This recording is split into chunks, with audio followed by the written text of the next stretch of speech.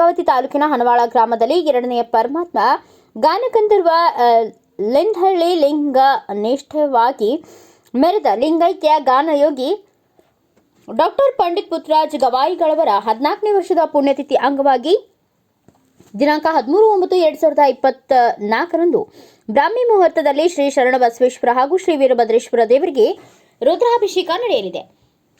ಪೂಜಾ ಕಾರ್ಯಕ್ರಮ ನಂತರ ಬೆಳಗ್ಗೆ 11 ಗಂಟೆಯಿಂದ ಸಂಜೆ 4 ಗಂಟೆಯವರೆಗೂ ಅನ್ನ ಸಂತರ್ಪಣೆ ನಡೆಯಲಿದೆ.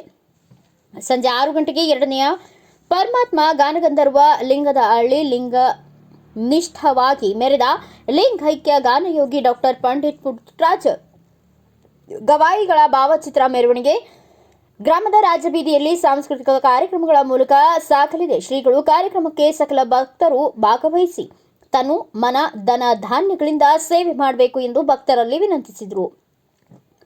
ಸೇವೆ ಸಲ್ಲಿಸುವವರು ಸಮಿತಿಯ ಮಲ್ಲಯ್ಯ ಬೋಜಿ 9611757236 ಅಥವಾ ಈರಣ್ಣ ಅರ್ಹಾಳ್ 6361457170ಗೆ ಸಂಪರ್ಕಿಸಬಹುದು ಎಂದು ತಿಳಿಸಲಾಗಿದೆ.